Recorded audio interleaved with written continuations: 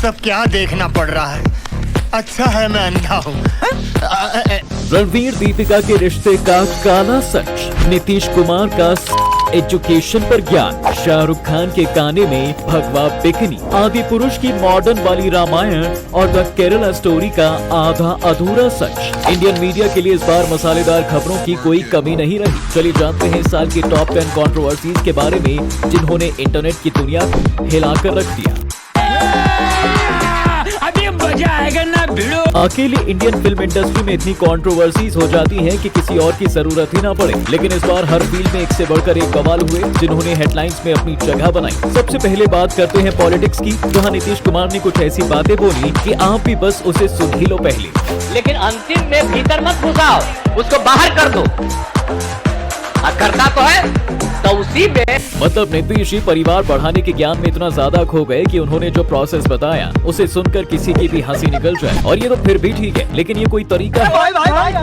आखिर नीतीश जी भैया क्या सोचकर इतने सारे मिनिस्टर्स के सामने ये परिवार बढ़ाओ ज्ञान दे रहे थे? खैर ये तो बिहार है, यहाँ कुछ भी हो सकता है। इस कंट्रोवर्सी से थोड़ा और आगे बढ़े तो फिर से बात रिलेशन की है, लेकिन बोलने का तरीका बड़ा कैजुअल है। जी हाँ, तो हुआ कुछ यूँ कि कलेश मचाने का ठेका ले चुके करण जौहर के कॉफी वाले शो पर पहुंच गए लवी डवी कपल दीपिका और रणवीर। फिर क्या था, वही बकवास सवाल हुए और जवाब में कंट्रोवर्सीज तो बननी ही थी। बात कुछ यूँ हुई कि दीपिका ने अपनी डेटिंग के दिनों के बारे में कहा कि रणवीर तो उनके दिमाग में बसे हुए थे, लेकिन वो 3 से 4 और लोगों को भी ऑन ऑफ डेट कर रही थी। मतलब खुद ही सुन लो। अभी तो तुमने बोला I was seeing other people but I would go back to him। तुमको अब याद नहीं आ रहा? Yeah, no, I can't remember the people. In my mind, I was committed to him.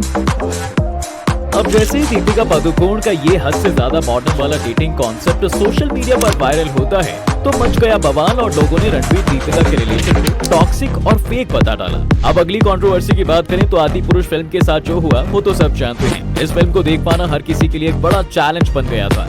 जिस तरह से इस फिल्म में भगवान राम और पूरी रामायण को दिखाए जाने की कोशिश की गई थी उसने बवाल मचा दिया था। इस फिल्म के डायलॉग्स लिखने वाले मनोज मुंतशिर को इतने घटिया डायलॉग लिखने के लिए काफी ट्रोल किया गया था। इस फिल्म के सभी कैरेक्टर्स इतने मॉडर्न दिख रहे थे कि लोगों को लग ही नहीं रहा था कि भगवान राम, लक्ष्मण जी और सीता माता को देख रहे हैं। भले इस फिल्म ने पैसे कमाए हों, लेकिन ऑडियंस की नजरों में ये एक बड़ी फ्लॉप थी। अब अगली कंट्रोवर्सी जुड़ी हुई है पीएम नरेंद्र मोदी जी से। जब बीबीसी ने एक डॉक्यूमेंट्री सीरीज बनाई और इसके बाद देश भर में जमकर विवाद हुआ। बीबीसी ने इंडिया द मोदी क्वेश्चन नाम से 2 पार्ट की एक सीरीज रिलीज की थी। जैसे ही ये सीरीज आउट हुई तो नरेंद्र मोदी के सपोर्टर्स ने इसका विरोध करना शुरू कर दिया। इसमें पीएम मोदी के पॉलिटिकल सफर के बारे में बताया गया था, जिसमें मोदी के मुख्यमंत्री होते हुए गुजरात दंगों की भी बात हुई थी। इस डॉक्यूमेंट्री के एक हिस्से में दंगों में पीएम मोदी की भूमिका की बात भी गई थी। बस इस बात पर जमकर विवाद हुआ, जिसमें वेस्टर्न मीडिया पर इल्जाम लगे कि वो इंडिया की इमेज को खराब करने की कोशिश कर रहे हैं। कंट्रोवर्सी की बात चल ही रही है अब, और इंडिया वर्सेस भारत की बात ना हो तो ऐसा कैसे हो सकता है? दरअसल ये बवाल शुरू हुआ राष्ट्रपति भवन में हुए